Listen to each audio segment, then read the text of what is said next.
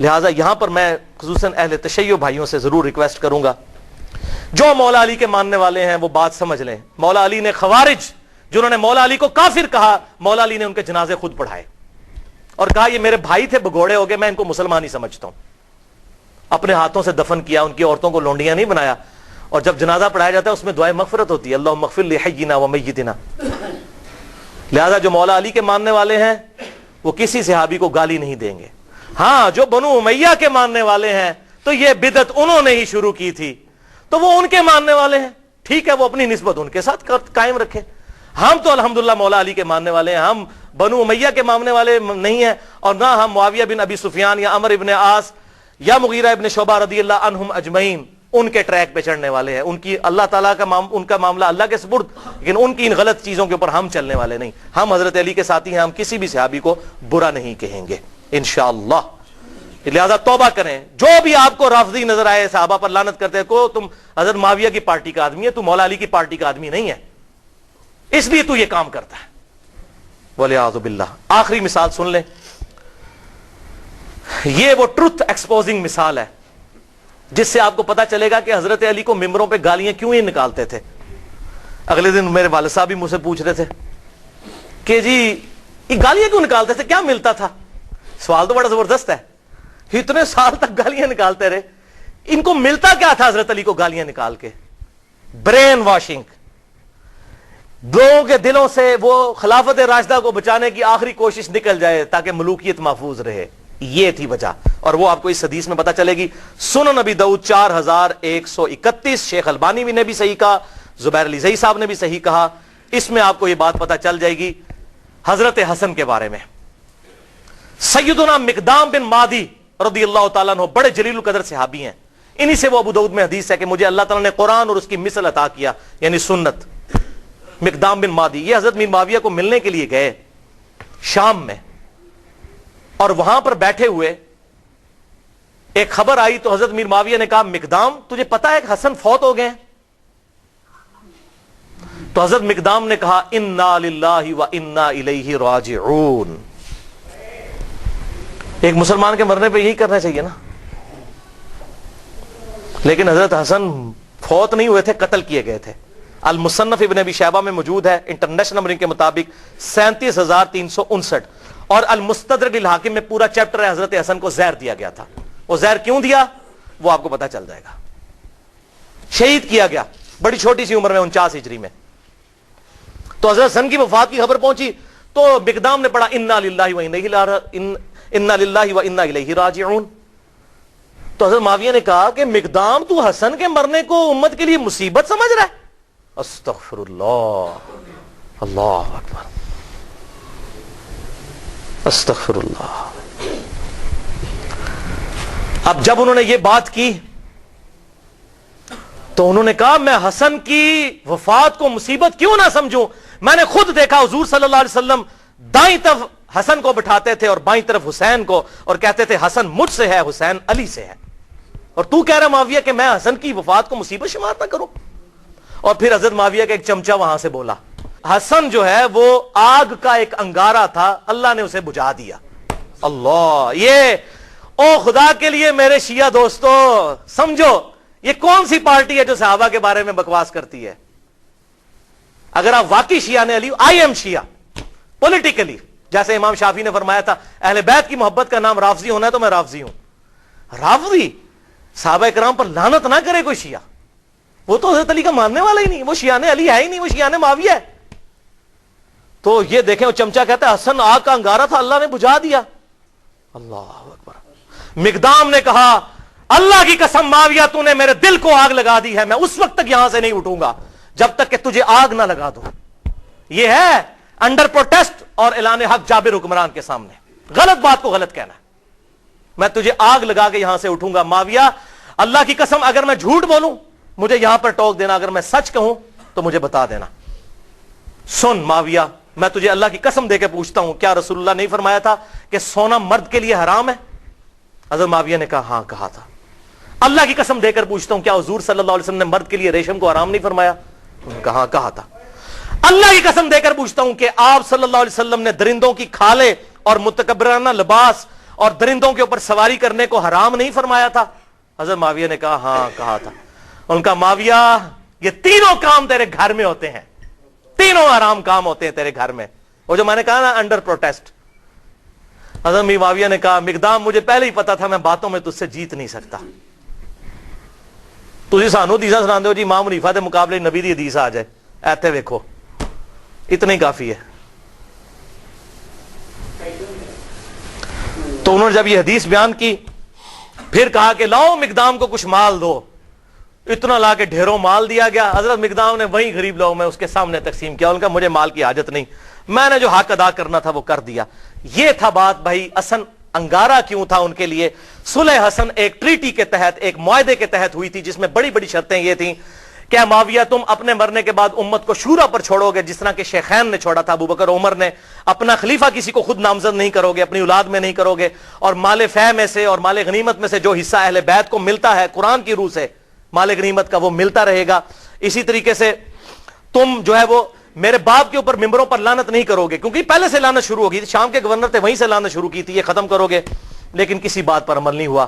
Ultimately پھر انجام کیا ہوا وہ صحیح بخاری کے اندر حدیث ہے, 7109 نمبر حدیث. حضرت حسن کو حضور صلی اللہ علیہ وسلم نے اپنی گود میں اٹھایا ہوا تھا, ٹھیک ہے. اور یہ حدیث شروع یہ ہوتی ہے کہ جب حضرت علی کی شہادت کے بعد لوگوں نے حضرت حسن کو خلیفہ چنا. یہ بھی یاد رکھیے حضرت علی نے حضرت حسن کو خلیفہ نہیں بنایا. حضرت علی نے اپنا خلیفہ کسی کو نہیں بنایا. سنی شیعہ کتابوں دونوں میں لکھا ہے. انہوں نے کہا میں یہ وزن نہیں اٹھاؤں گا, میں امت کو اسی طرح چھوڑ کے جا رہا ہوں, اپنا خلیفہ خود چننا جس طرح حضور کی وفات کے بعد ہم نے ابو بکر کو چنا تھا, میں نے نہیں کسی کو بنانا. پھر لوگوں نے مشورہ کر کے حضرت حسن کو چنا.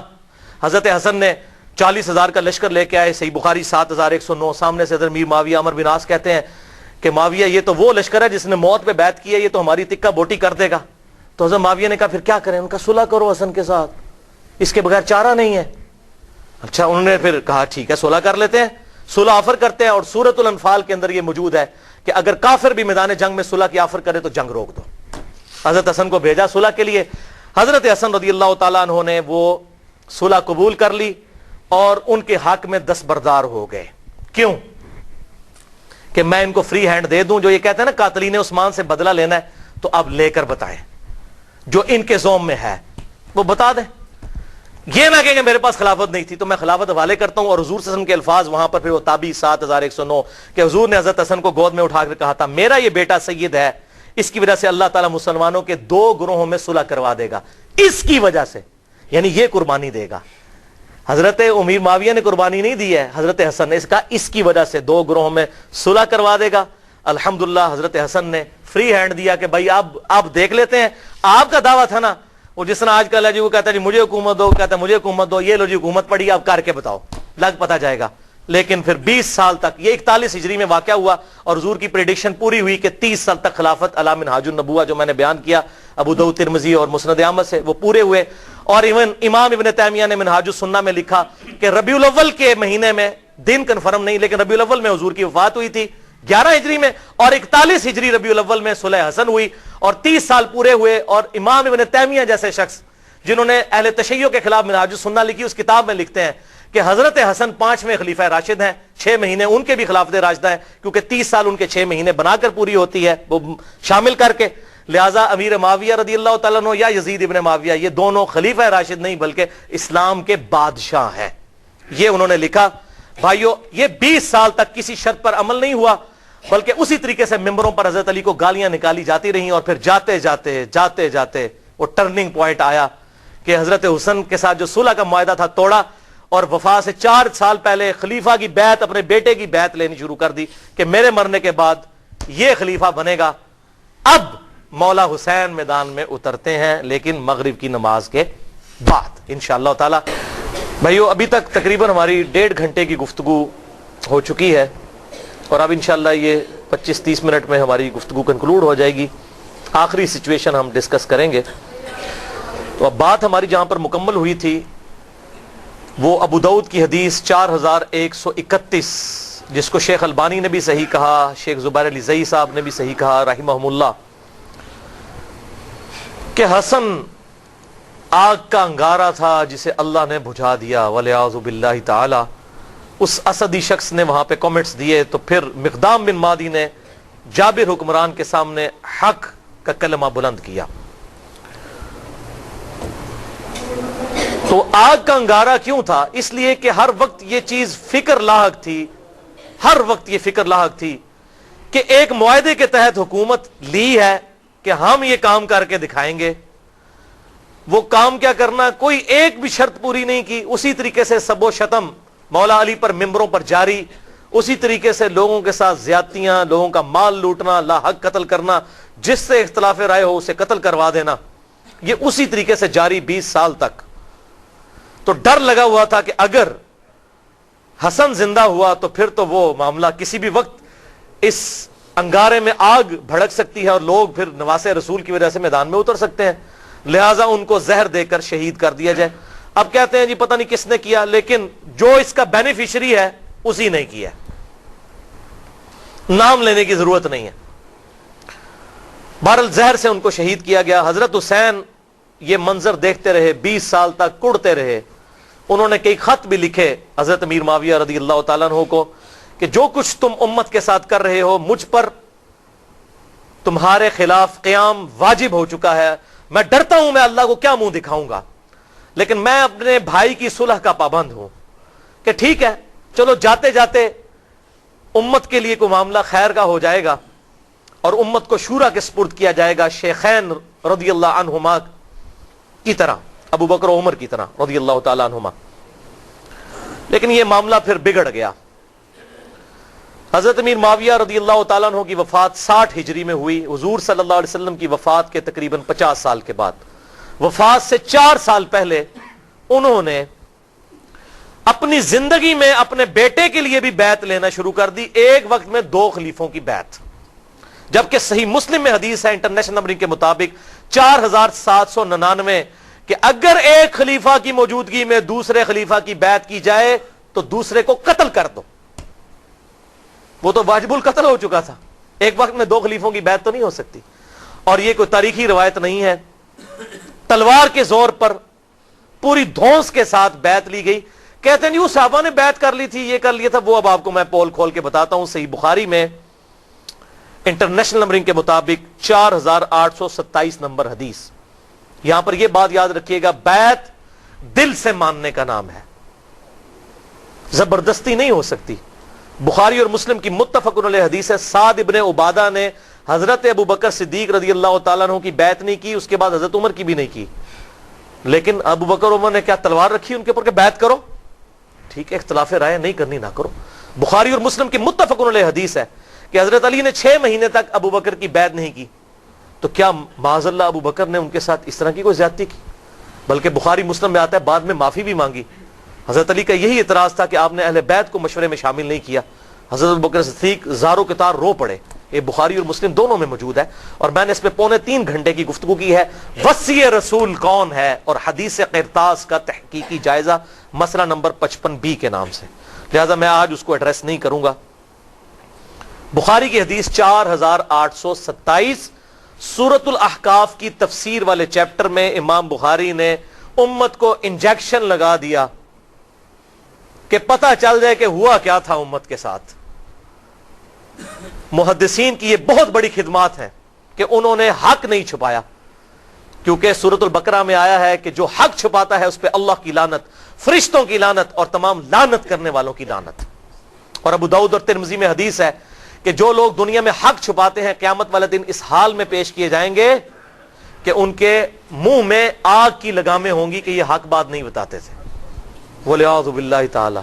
یہ کہتے ہیں یہ اس طرح کی باتیں کیوں کرتے ہیں؟ یہ تو ہمارے نبی کی نبوت کی غیب کی خبریں ہیں کہ کیا ہونے والا تھا امت کے ساتھ. حضور صلی اللہ علیہ وسلم کی نبوت کی دلیل ہیں یہ خبریں کہ آپ نے مستقبل کی باتیں پہلے ہی امت کو بتا دی.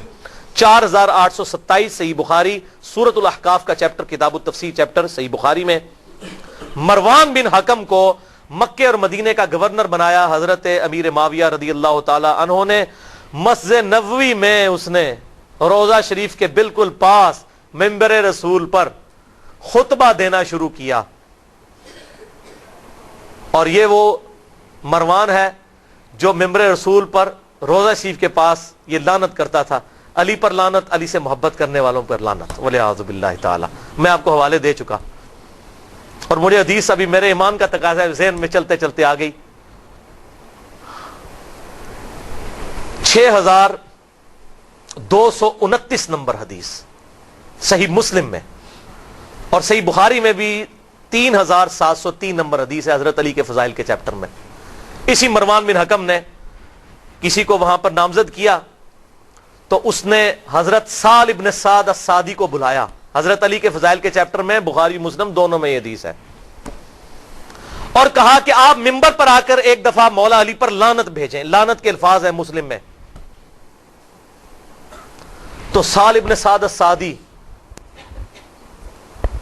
جو پہلے 10 مسلمانوں میں سے تھے، انہوں نے کہا کہ میں حضرت علی پہ لعنت کروں ممبر پہ آ کے؟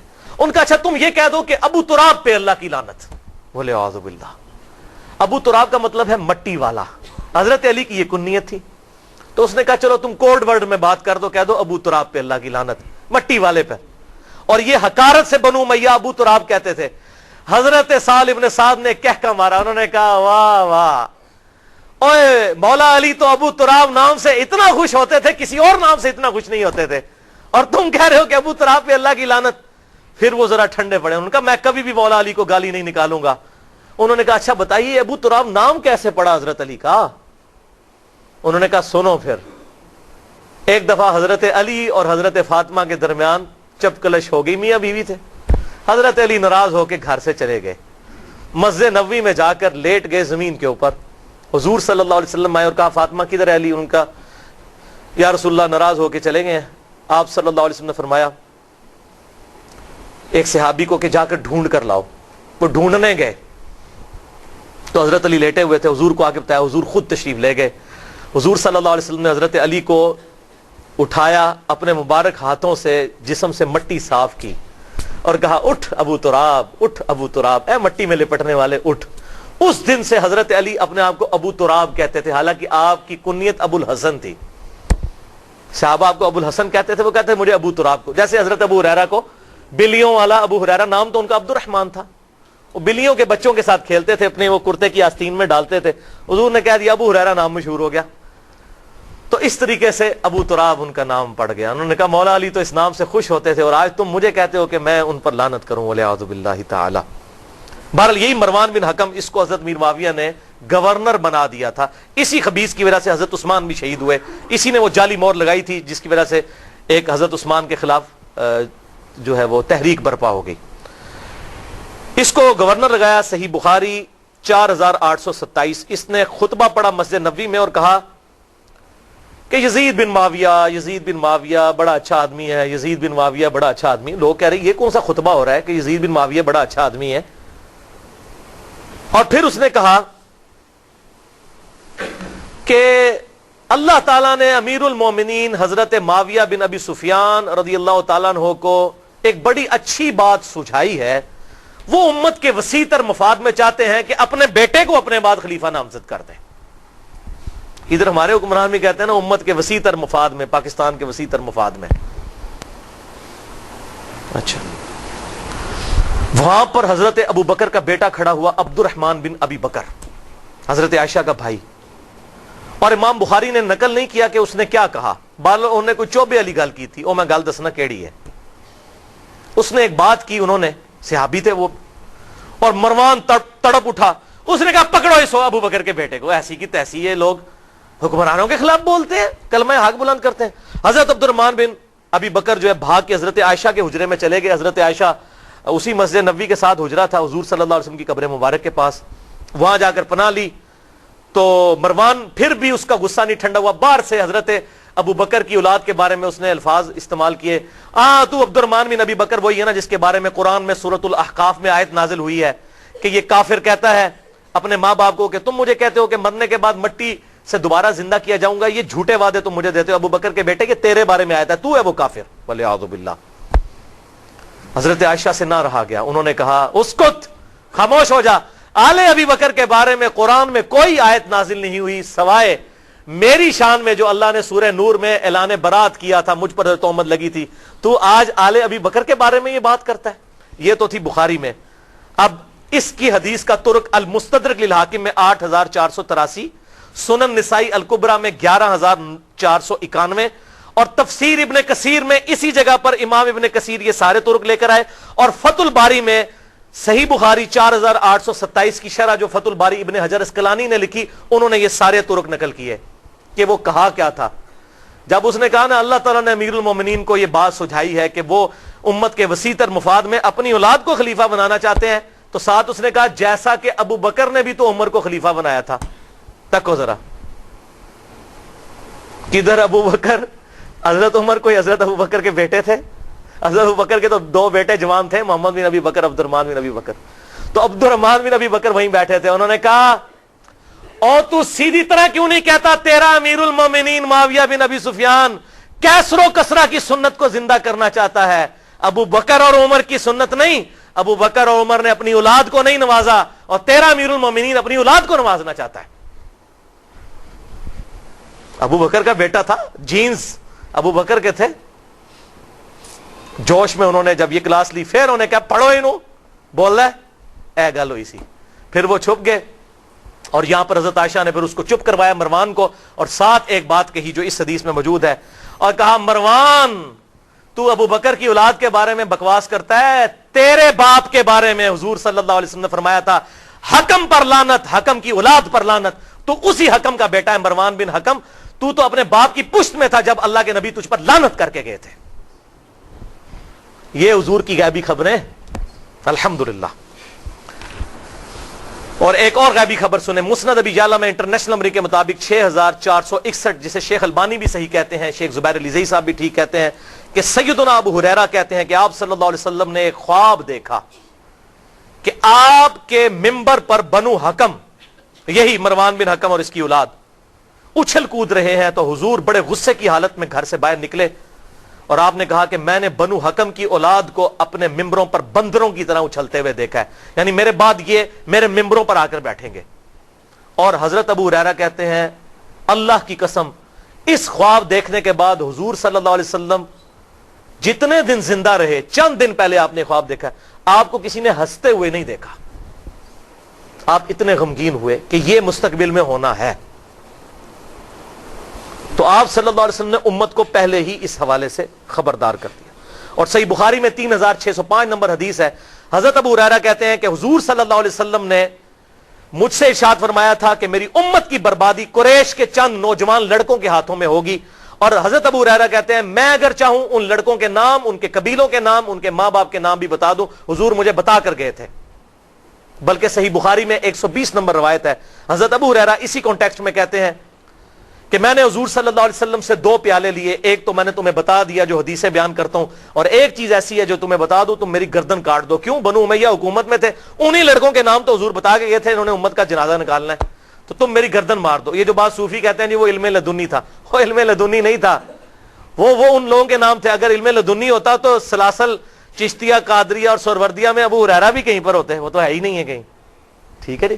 جس طرح حذیفہ ابن یمان کو منافقین کے نام بتائے, حضرت ابو ہریرہ کو بنو امیہ اور بنو حکم کے ان لونڈوں کے نام, ان لڑکوں کے نام بتائے جنہوں نے امت کا بیڑا غرق کرنا تھا. حضرت ابو ہریرہ ڈرتے تھے, اور یہی تمام محدثین نے بخاری کی حدیث 3605 اور 120 کے اندر خود ابن حجر اسقلانی نے بھی لکھا. اور علم لدنی پہ میرا لیکچر ہے 55A, اگر کسی کو شوق ہو تو وہ دیکھ سکتا ہے. تو ابن حجر اسقلانی نے پھر کئی طرق جمع کیے کہ حضرت ابو ہریرہ پھر دعا کرتے تھے, اے اللہ مجھے 60 ہجری تک باقی نہ رکھنا, اور نوجوان لڑکوں کی حکومت سے پہلے موت دے دینا. 60 ہجری میں حضرت میر معاویہ فوت ہوئے اور یزید تخت نشین ہوا, اور 61 ہجری میں ایگزیکٹ 50 سال کے بعد حضور صلی اللہ علیہ وسلم کے دنیا سے جانے کے واقعہ کربلا ہو گیا. حضرت ابو ہریرہ کہتے تھے یا اللہ مجھے موت دے دینا. 59 ہجری میں حضرت ابو ہریرہ فوت ہوئے, انہوں نے وہ 60 ہجری والا زمانہ نہیں پایا. یہ سارے طرق ابن حجر اسقلانی نے نقل کیے انہی حدیث کے تحت.